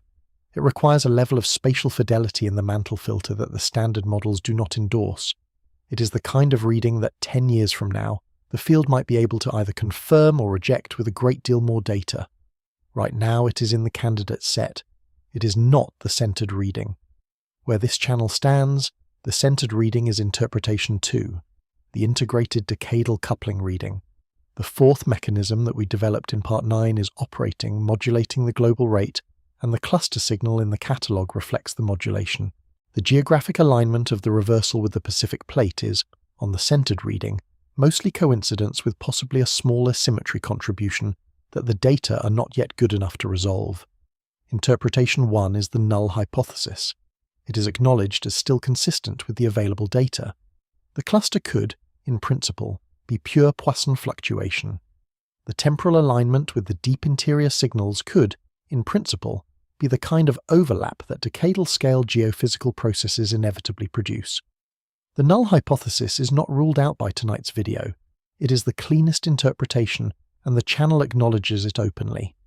Interpretation 3 is flagged honestly. The geometric coincidence is real. The picture it implies is not the strongest reading, but this channel does not dismiss it. The next decade of data may move it from speculative to defensible, or may move it off the table entirely. Until then, we watch and see. That is the editorial position. 3 interpretations, centered on the middle one, the null acknowledged, the speculative one flagged. The watch and see window over which the picture comes into focus is years. But before we leave the topic of what the core is doing and what it might be doing to the surface, we have to address several framings that you have probably already encountered in your own reading on this topic over the last few months. Framings that the algorithm pushes hard. Framings that, in some cases, have caused real concern among people who came across them and did not have the context to put them in perspective. We have to walk through what this is not before we can land on what this is. Part 11. What this is not. The first framing that needs to be addressed is the magnetic field reversal panic. If you have spent any time on the social media corners of this topic in the last few years, you have almost certainly encountered claims that Earth's magnetic field is about to flip, that the magnetic poles are reversing, that the field is weakening at an unprecedented rate, that the South Atlantic anomaly, the region of weak magnetic field over the South Atlantic Ocean, is the visible beginning of the reversal, and that the consequences of the reversal will be catastrophic for the biosphere, the power grid, the satellite constellation, the airline industry, and possibly human civilization in general. Here is what the science actually shows. Yes, the magnetic field is weakening. The total dipole moment of Earth's magnetic field has declined by approximately 10% over the last 2 centuries. The decline is real. It is documented. It is in the magnetic observatory records and in the satellite records and in the paleomagnetic record.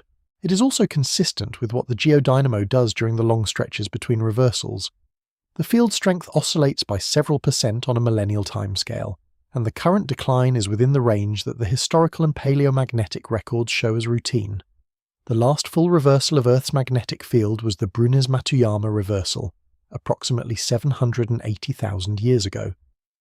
The average interval between reversals over the last several million years is on the order of 300,000 years, so a reversal is, in the broad sense geologically due.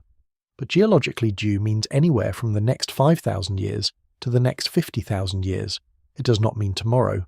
It does not mean within a human lifetime. It does not mean within the next millennium with anything like certainty. When reversals happen, they happen over thousands of years. The transition itself is gradual. The field weakens, possibly to as little as 10 or 20% of its present strength, possibly with multiple poles emerging on the surface during the transition. The transition phase lasts on the order of 1,000 to 10,000 years, and during that transition, the surface of the planet remains habitable. The fossil record across past reversals shows no evidence of mass extinctions tied to the reversal itself. Life survived the Brunnes-Matuyama reversal. Life survived the reversal before that, and the one before that, and the one before that. The biosphere is more resilient than the catastrophic reversal scenarios assume. The South Atlantic anomaly is real. It is a region of weak magnetic field over the South Atlantic Ocean, extending into southern Brazil and southern Africa. It is affecting satellite operations. Satellites passing through the anomaly experience higher rates of single event upsets, where high-energy particles damage electronics. The anomaly is being carefully monitored, but the anomaly is not a sign of imminent reversal. It is a long-lived regional feature, consistent with normal geodynamo behavior. It has been present in some form for centuries, possibly millennia. It may grow, it may shrink, it may stay roughly where it is. The geodynamo is not telling us, through the South Atlantic anomaly, that it is about to flip. The 2010 reversal that we have been documenting in this video is not the field flipping. It is the outer core reorganizing its flow, which is something the outer core does continuously, on every timescale from minutes to millennia. The reorganization is unusual at the magnitude it occurred and at the speed at which it occurred. But it is not a reversal of polarity. It is a reorganization of flow. The magnetic field itself, while it is being affected by the reorganization, that is what the jerks are, is not flipping.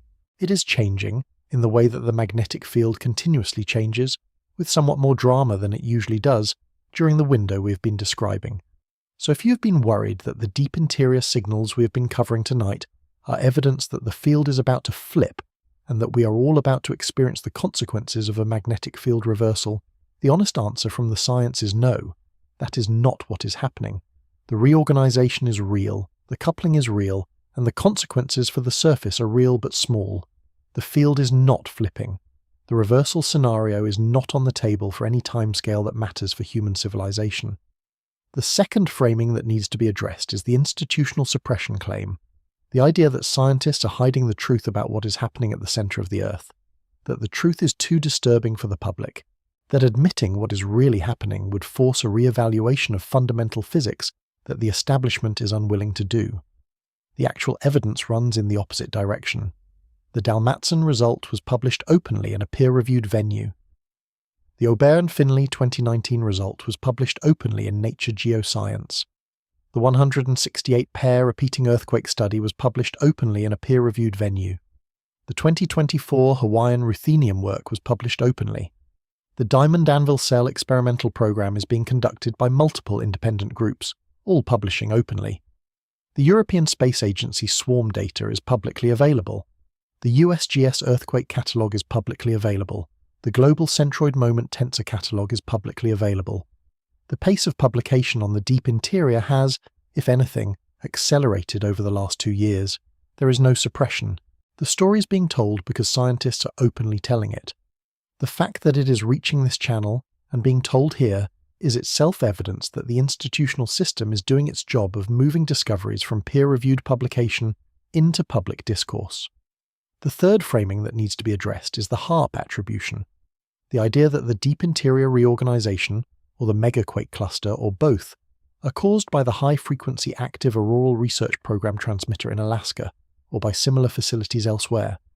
This channel has now made the energy budget argument for that claim more than 24 times, and it is the same argument every time. HARP's peak transmitted power is approximately 3.6 megawatts. The energy required to reorganize 5% of the outer core's surface flow over a decade is on the order of 10 to the 20th joules per year. The gap is approximately 15 to 17 orders of magnitude. The mechanism that would be required to couple a 3.6 megawatt transmitter operating on a frequency that interacts only with the ionosphere at approximately 100 kilometers altitude, to the outer core at 2,900 kilometers depth, does not exist in any of the physics we have. The geometry rules it out independent of the energy budget. The energy budget rules it out independent of the geometry.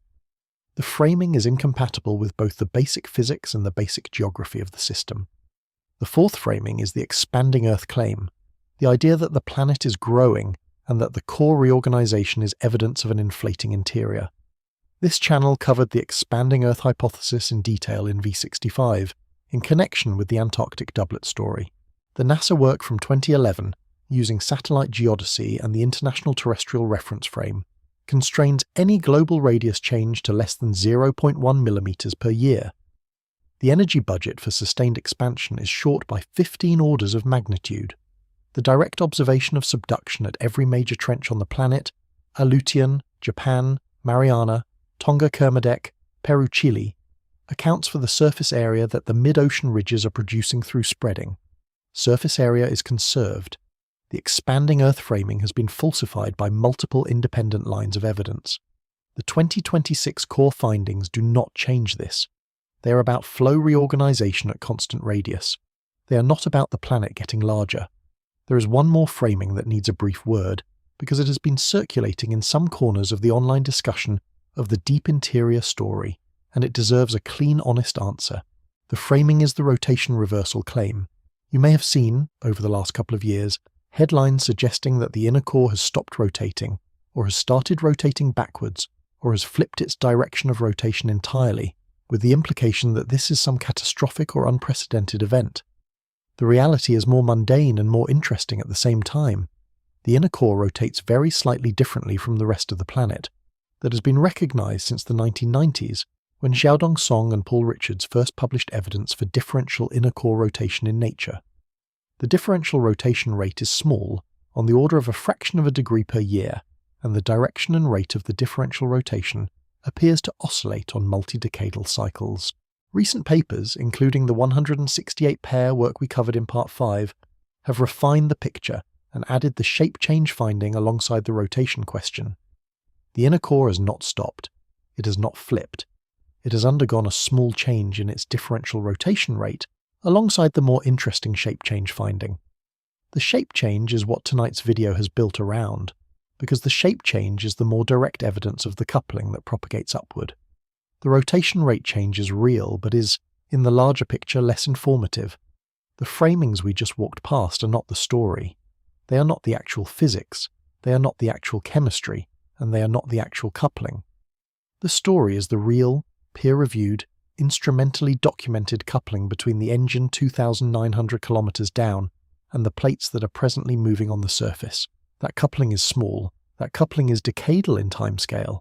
That coupling does not predict any specific earthquake, but it is real, and it is the story this video is telling, which leaves one last question to answer before we land. The question is the one that, if you have been thinking about the larger picture of what we have walked through tonight, you have probably already started to ask on your own. Why does any of this exist in the first place? Why is there a solid inner core? Why is there a fluid outer core? Why does the geodynamo work? And why has it been working for billions of years? And why does it work here and almost nowhere else in the inner solar system? Because the answer to that question is the answer to why the surface above the core is habitable at all. Part 12. The engine that makes the surface habitable. In 1936, when Inga Lehmann published her 2.5-page paper proposing that the very center of Earth was solid, the implication of her finding was not yet fully appreciated. She had identified a solid sphere at the heart of the planet, a sphere about 1,200 kilometers in radius, distinguished from the surrounding fluid by the speed and the character of the seismic waves that passed through it. That was the scientific result. The deeper implication that this solid sphere, in concert with the fluid outer core surrounding it, is the reason any of us are here, took several more decades to come into focus. The geodynamo is the engine that generates Earth's magnetic field. It works because the outer core is electrically conducting. Iron is one of the best electrical conductors in nature, and because the outer core is convecting. The convection is driven by two things. First, by heat. The Earth's interior is hot. With the inner core at approximately 5,000 degrees Kelvin, and the upper mantle at approximately 1500 degrees Kelvin, and that thermal gradient drives convection in the same way that hot water rises off a stove. Second, by compositional buoyancy. As the inner core slowly grows by freezing iron out of the outer core, the lighter elements that don't crystallize as easily, the carbon, the silicon, the sulfur we covered in part 6, get rejected back into the outer core. That rejected lighter fluid is buoyant, and it rises. The rising buoyant fluid drives convection alongside the thermal convection. The combination produces the flow patterns that, in a rotating system with electrical conductivity, generate a magnetic field through a process called magnetohydrodynamic dynamo action. The geodynamo has been operating for at least 3.5 billion years. We know this from paleomagnetism, from magnetized minerals in rocks of various ages that recorded the orientation and strength of the magnetic field at the time the minerals froze. The record goes back with increasing uncertainty to at least 3.5 billion years ago, and possibly to 4 billion years ago or earlier. For all of that time, the geodynamo has been producing a magnetic field at the surface strong enough to deflect the solar wind. The solar wind is the stream of charged particles continuously flowing off the sun. If the solar wind hit a planetary atmosphere directly, with no magnetic protection, it would steadily strip the atmosphere away by knocking individual molecules into space, particularly the lighter molecules like water vapor and hydrogen. The process is called atmospheric escape. It is what has happened over geological time to Mars and to Venus. Mars has a fossil magnetic field, recorded in its crustal magnetization, from a geodynamo that operated in the first half of Mars history, but shut down approximately 4 billion years ago. After the geodynamo shut down, the Martian atmosphere was progressively stripped by the solar wind. The atmosphere thinned. The surface water, no longer protected by atmospheric pressure and temperature, sublimated or escaped to space. The planet went from possibly habitable in its first billion years to the cold, thin, dry world we observe today. The geodynamo shutdown was the precondition for the habitability loss. Venus has effectively no global magnetic field. Venus is roughly the same size as Earth, has roughly the same gross interior structure, but for reasons that are still actively debated, the Venusian geodynamo either never started or shut down very early in the planet's history. The result is that the solar wind has had 4.5 billion years to interact with the Venusian atmosphere directly. The atmosphere is now 90 bars of carbon dioxide at the surface, with surface temperatures of approximately 470 degrees Celsius, with no liquid water anywhere on the planet. The habitability story for Venus depends on factors beyond the magnetic field: the runaway greenhouse, the lack of plate tectonics, the closer proximity to the Sun, but the absence of a magnetic field is part of the picture. Mercury has a weak field driven by a partially molten outer core. The field is approximately 1% of Earth's field strength. It provides limited atmospheric protection, but Mercury also has very little atmosphere left to protect. What little atmosphere it has is constantly being produced from surface outgassing and surface particle sputtering, and constantly being stripped by the solar wind. Earth, alone among the rocky planets in the inner solar system, has a strong, stable, long-lived geodynamo. Earth has had it for billions of years, and Earth has, alone among the rocky planets in the inner solar system, a biosphere. The connection is not coincidence. The geodynamo is the necessary precondition for surface habitability. Without it, the solar wind would have stripped the atmosphere down over geological time, the surface would have lost its protection against high-energy cosmic radiation, the surface water would have escaped to space, and the planet would now look like Mars or like Venus. The reason Earth has the geodynamo and the others do not is, in part, the chemistry we covered in part 6. The right composition of iron, nickel, silicon, sulfur, and especially carbon, at the right pressures and the right temperatures, produces an outer core that can sustain convection and a solid inner core that can both freeze and grow. The freezing of the inner core releases the lighter elements as compositional buoyancy, which drives the convection in the outer core, which generates the field. Without the right chemistry, the inner core does not freeze, the compositional buoyancy is not released, the convection is not sustained, and the field weakens or shuts down. Mars's geodynamo shut down, in part, because its core finished freezing, or because the compositional buoyancy faded as the inner core stopped growing. Earth's chemistry, alongside its size and its initial heat budget, gave it a geodynamo that has lasted long enough for life to evolve to its present complexity. This solid inner core is part of why. The carbon doping resolution that we covered in Part 6 is, in a real sense, an explanation of why the surface above the core is habitable. The carbon is doing two jobs. It is allowing the inner core to exist as a solid object at temperatures that pure iron could not solidify at, and by allowing the inner core to exist as a solid object, it is enabling the compositional buoyancy mechanism that sustains the geodynamo and the magnetic field that protects everything riding on the surface from the solar wind. That is the core mystery in both senses of the phrase. The mystery at the core of the planet and the mystery at the core of why we are here. Earth got lucky with its chemistry, or, depending on how you read the history of the inner solar system, the chemistry was selected for by the same processes that made the planet large enough to retain a thick atmosphere, that placed it at the right distance from the sun to have liquid water, that gave it a moon large enough to stabilize its axial tilt. The conditions for surface habitability are a stack of necessary preconditions, and the geodynamo, sustained by the chemistry of the inner core, is one of them. And the same engine that has been sustaining surface habitability for 3.5 billion years is, on observable timescales, reorganizing in real time. The reorganization is not threatening surface habitability. Nothing on the order of what we've been covering tonight is going to shut the geodynamo down or weaken the field to the point where the solar wind starts stripping the atmosphere.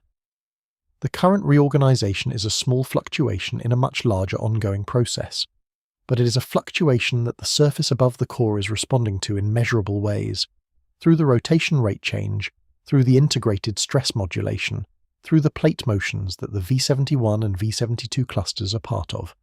The surface, in other words, is not isolated from the engine. We knew this in principle for a long time.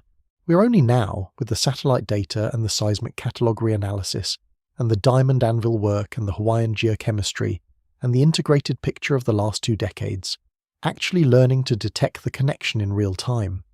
The deep interior is no longer a black box. It is becoming, slowly, a system we can watch. And the slowly is the point. The timescales involved are decadal, not instantaneous, and the resolution of the questions that this video has laid out is going to require another decade or 2 of patient continuous measurement. It is also worth saying plainly that the picture we are building is not unique to 2026. The deep interior has presumably been doing things like this for the entire history of the planet. There have presumably been previous reorganizations of the outer core, previous shape changes in the inner core, previous geomagnetic jerk peaks, previous decades during which the surface stress field was modestly modulated by the same chain of couplings we have been describing. What is unique to 2026 is not that the engine is doing it. What is unique to 2026 is that we can finally see it. The satellite constellation that lets us watch the outer core's surface flow patterns is 12 years old. The seismic broadband network that lets us do repeating earthquake analysis on the inner core's shape is roughly the same age. The atomic clocks that let us read the length of day signal at fractional millisecond precision have been improving steadily for the entire post-war period. The diamond anvil cells that let us test compositions at inner core pressures have only existed in their modern form for about 30 years. Every instrument we're using to see the engine is, in geological terms, brand new. The engine was doing this before we could watch. It will keep doing this when the satellites get replaced by their successors.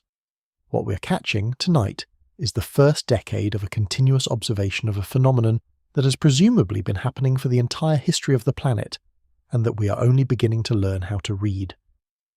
The monitoring network does not get to fast-forward the experiment. Part 13. What's loaded? What's watching? What's next? The Cascadia southern terminus is still adding events as this debrief goes out. The seismographs along the Oregon and California coastlines have been quiet for the last several hours, but the aftershock decay curve from the Pistol River magnitude 5.7 and the offshore Petrolia magnitude 5.1 has not yet returned to background. The Pacific Northwest Seismic Network catalogue is still being updated in near real time. The Russian Academy of Sciences Kamchatka stations are still recording. The Vilyuchinsk and Petropavlovsk-Kamchatsky regional bulletins from the last several hours show the cluster still adding lower magnitude events at a rate that has not yet dropped to the long-term background. The 2 corners of the Pacific Plate are still in motion. The clock that V72 opened with, the same 48-hour clock on which both opposite locked margins were producing simultaneous catalogue signal, has now extended into a 72-hour clock and is approaching a 96-hour clock. The signal has not gone away. So where does this leave us, on the night of June 5th, 2026, with the seafloor off Cape Mendocino still adding events, and the seafloor off Kamchatka still adding events, and the southern terminus of Cascadia past 100% of its paleoseismic recurrence interval, and the Japan Meteorological Agency megaquake advisory on the Kuril-Kamchatka segment still in effect, it leaves us with a picture, not a prediction. The picture is that the engine at the centre of the planet has been doing something coherent for 16 years. The doing started around 2010, when the outer core's surface flow began to reverse direction beneath the Pacific Ocean. The doing showed up in the atomic clocks, in the geomagnetic jerks, in the inner core shape change, in the Hawaiian ruthenium signature, in the seismic catalogue that documents the densest sequence of magnitude 8 and above megathrust events in instrumental history. The doing is now decaying, slowly, since approximately 2020.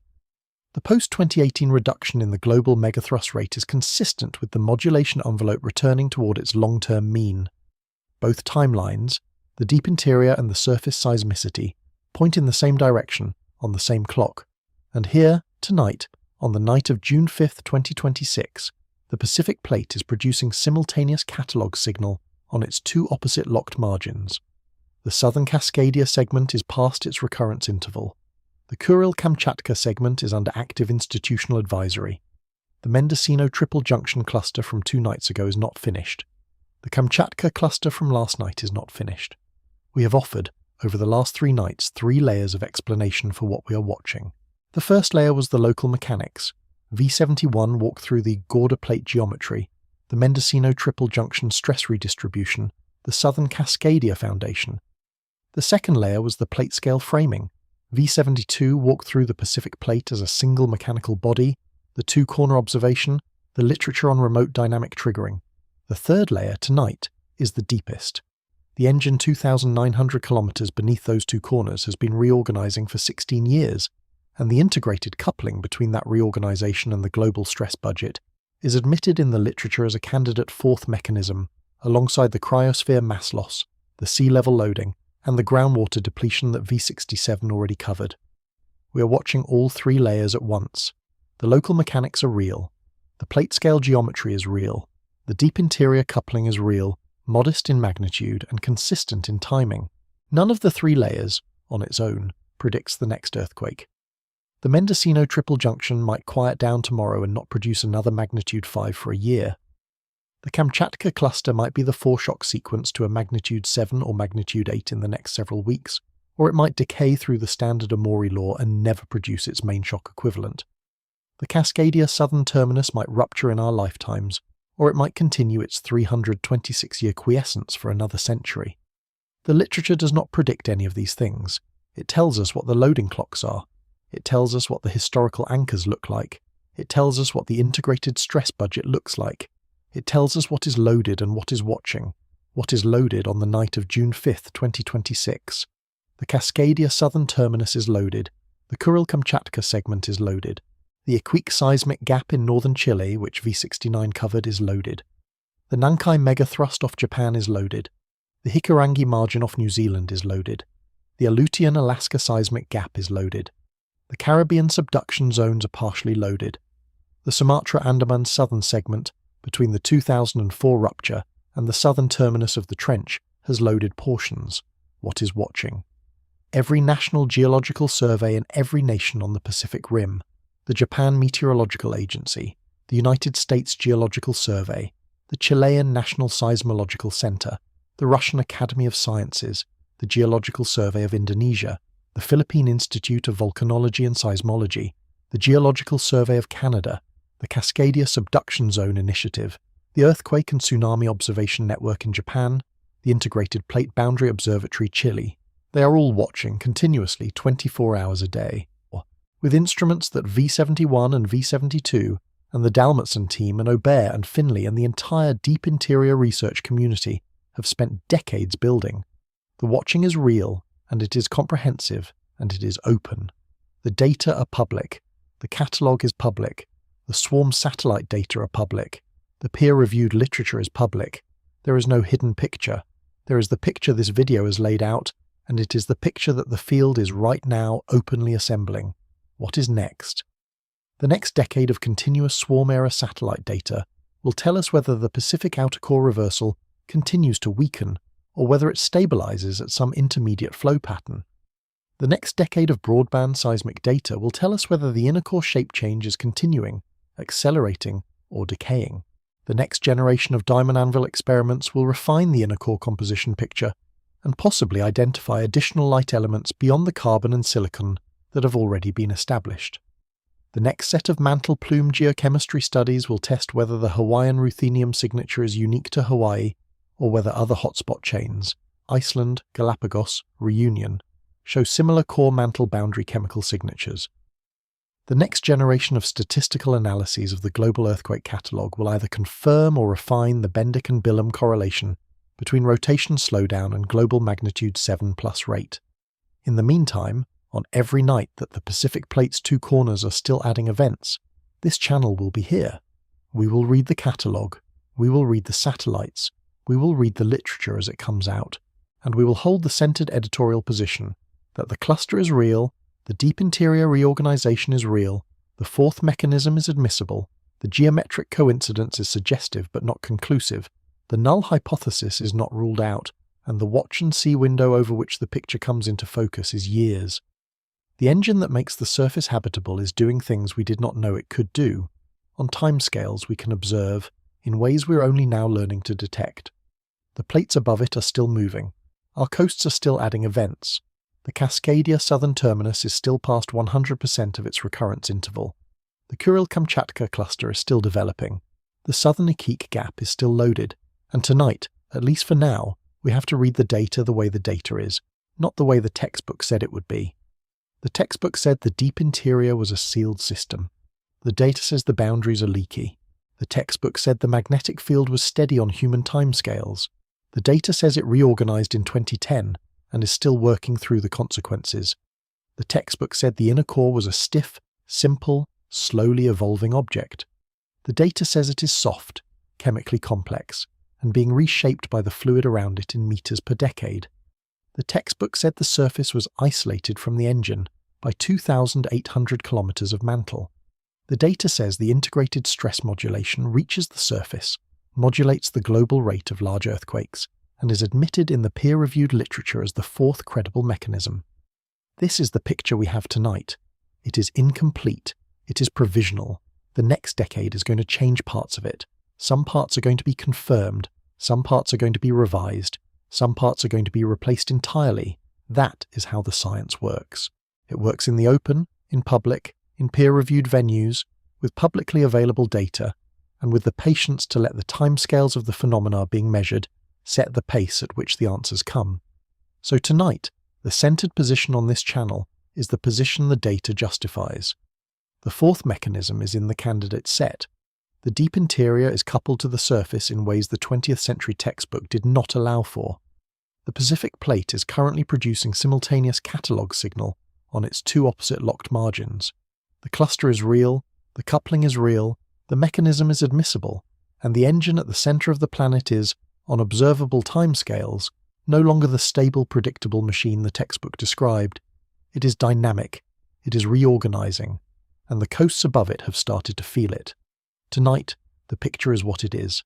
5 independent measurements of one phenomenon, one window, same start, same persistence, same decay, aim, a fourth credible mechanism that the literature now allows us to name, a Pacific Plate that is still adding events on its two opposite locked margins as you watch this, an engine at the center of the planet that has been quietly reorganizing for 16 years and has not yet finished. And riding on the surface above all of it, a network of coasts that the engine has, on the integrated decadal evidence, been modulating in a way that the data are only now beginning to let us see.